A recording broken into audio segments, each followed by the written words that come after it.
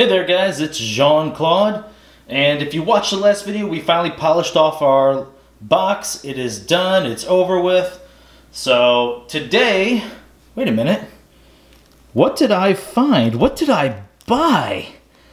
How much was this thing? Do you remember this box? This style, huh? Do you remember this? What is this? Why is it different? Why is it not flat? Hold on.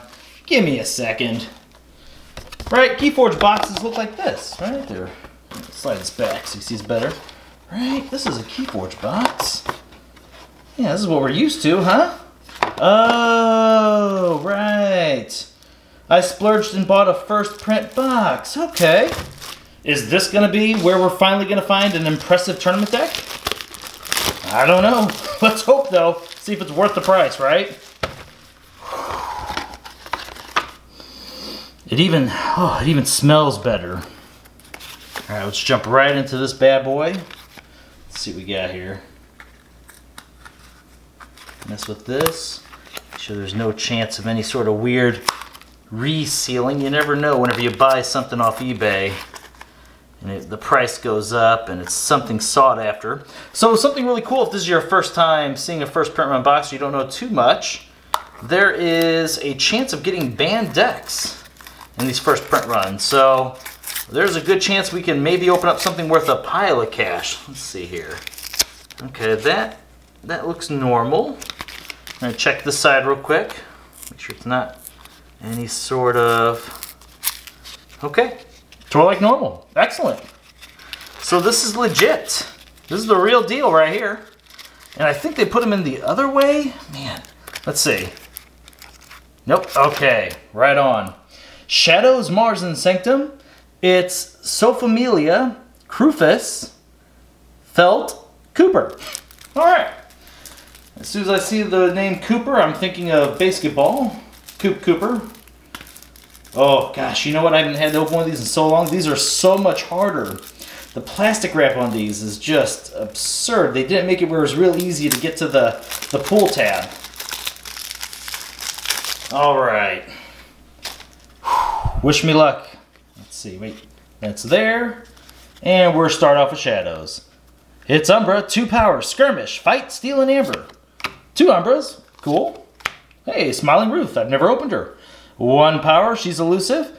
Reap, if you forged a key this turn, take control of an enemy flank creature. Very nice. Silvertooth, 2 power, enters play ready. Old Bruno's 3 power, he's elusive. And whenever you play him, you capture 3 Amber. 2 of those. Hey, Nexus Artifact Control, always welcome. 3 power, elusive. Reap, use an opponent's artifact as if it was yours.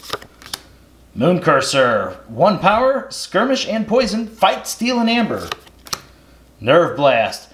Whenever you play it, you steal an Amber, then you get to do 2 damage to a creature if you did. Miasma, 1 Amber whenever you play it, your opponent skips the Forge a Key step on their next turn. Where are we at here? Somewhere around 10 or 9, that's 4. Okay, so this is card 10. 11 is a rare. Key of Darkness. Forge Key at +6 current cost. If your opponent has no Amber, Forge Key at +2 current cost instead. Very situational, not that great of a card. We're going to do what we did last time. We're going to set these 2 cards aside in case that last one is a bait and switch. Hopefully it is. And now we're on to Sanctum.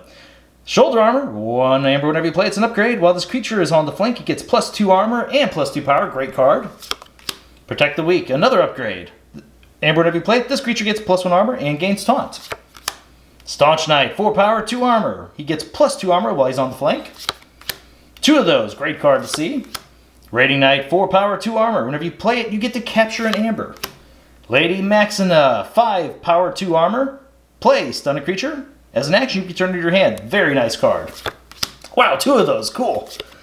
Commander Remiel, 3 power. Whenever you reap, use a friendly non-sanctum creature. Potion of Invulnerability. It's an artifact. Amber, whenever you play it, as an Omni effect, you can sacrifice it. For the remainder of the turn, each friendly creature cannot be dealt damage. Very good card. Oh, we have 2 of those. Great. And Woodstood against many. That is awesome with the potion right there. All right. Amber, whenever you play it, ready and fight with a friendly creature 3 times, each time against a different enemy creature. Resolve these fights 1 at a time. Why is it so good? Well, if you have a card with, let's see, I don't think, did we actually have any fighting effects, did we? Oh, that's a shame. Doesn't mean we won't have it somewhere else. I mean, we don't have it in Sanctum. We did have it right here in Shadows with Umbra. So this is a way to, even if without the potion, we can go ahead and steal 3 amber while causing 6 damage. It's even better with the Moon Cursor because we can fight 3 times. He has poison, so he's going to steal 3 and kill 3 creatures. And even if we don't have the Moon Cursor, it's still not bad with one of these like 6 power creatures to spread 18 damage around. That's excellent. Be gone. Choose one. Destroy each disc creature or gain an amber. Now we're on to Mars. Yixel Marauder. 2 power. He gets +1 power for each amber on him. Whenever you play him, you capture an amber for each friendly ready Mars creature. Yolik Megamouth 3 power. Fight Reap. Use a friendly non-Mars creature. Very nice. 2 of those. Anytime you can get a card that allows you to reap and get another effect, very, very good. This is great because we can call Mars, and if Nexus is out, we are allowed to use the artifact. We're able to use the artifact our opponent had in play without having to necessarily call Shadows. Very good. Tunk, 6 power, 1 armor. Whenever you play another Mars creature, you fully heal Tunk. Oh, God, I love this card. All right, his name is Felix? We'll go with Felix. Yeah, you know, it's not anything like Felix, but I'm going to call him Felix now. He's Felix the Disintegrator. 1 power elusive. Action, your opponent loses 1 amber for each other friendly Mars creature. Fantastic. Oh, and John Smith. 2 power elusive. Fight Reap. Ready a non-agent Mars creature. Once again, oh, God, 2 of those as I'm trying to talk. Once again, any of these cards that are allowing you to use another creature again is just amazing. That is awesome. Mother Gun. Artifact. Action, reveal any number of Mars cards from your hand. Deal damage to a creature equal to the number of Mars cards revealed this way. Combat Pheromones, amber whenever you play it. Omni effect, sacrifice it. You may use up to 2 other Mars cards this turn. Pretty big with the John Smiths. Oh, let's see. Well, not John Smiths, because it's just readies that you can't use them again. But pretty good to go outside of Mars, call a different house, be able to use this guy again, or the Mega Mouths. I mean, that's just power right there. Soft Landing. The next creature artifact you play this turn enters play ready. Oh, okay. Thought it was the last card, but it's not. Phosphorus Stars. Stun each non-Mars creature. Gain 2 chains. Probably the worst card in all of Mars. Actually, last time I said this, there was a punishment, and I already saw it already. It was me going, oh, this is probably the worst card. And then it was actually Ammonia Clouds. And there it is, both in order again. The only reason I call this the worst card in Mars is because so many of the Mars creatures are tiny, and this just wipes your own board. Sure, it's great if you can play it beforehand, but you can't always guarantee it. And with as many Mars creatures as we saw in this, it's not likely. I mean, there's like 7 Mars creatures in here. I don't feel like killing my own creatures to play Ammonia Clouds, right? Okay, so here's what we're going to do. We have already established... Oh, wait. What's this up here?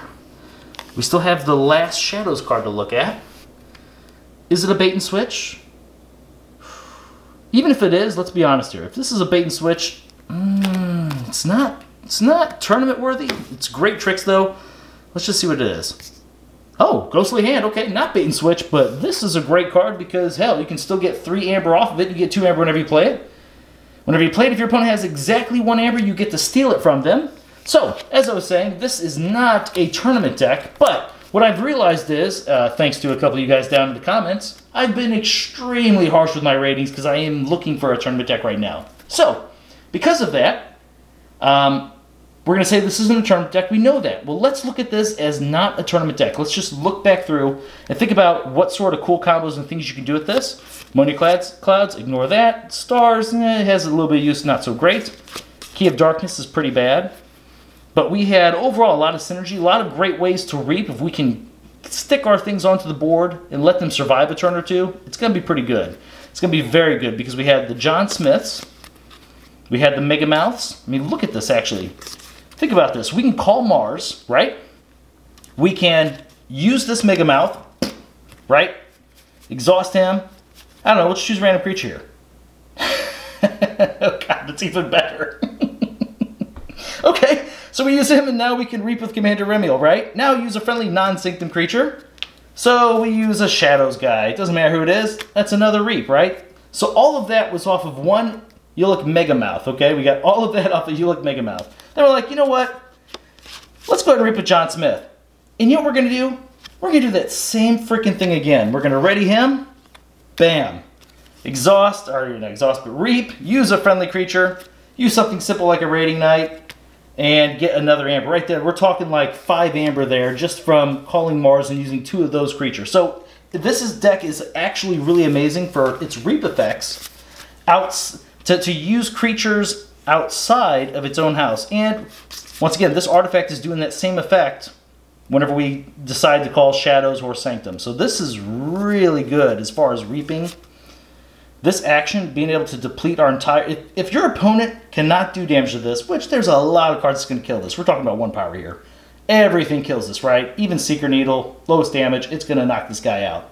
A Mother Gun for 1 knocks this guy out. But the fact that he can... If our opponent's at like maybe 5, 6 amber, whatever it might be, we have 3 other Mars creatures, drop this guy down, or he's already out, have 3 others, that's 4. 4 amber that they're losing, that's a huge portion of a key. So that's very good. Marauder's good. Yeah, this is actually a really good, fun deck. I think that this can do extremely well at anyone's local game. Somewhere, you know, where everyone's just sitting there playing. You got a whole bunch of people that maybe have, you know, 20 decks that they own. This is a solid deck. It does a lot of good things. The reaping is just through the roof. It's really good. So, looking at it from that point of view, looking at it as a deck that people are just going to play just at their locals, whether it's a chain-bound event or, you know, just for fun, whatever the event may be, I would say this deck, because of its cool combos with reaping, we're going to give this one a B+. Okay? So, sorry I've been so harsh on the other decks. I do want to thank you guys for watching. I hope you understand that this has been all about trying to find the perfect tournament deck for me. Alright, thanks for watching. I'll see you next time.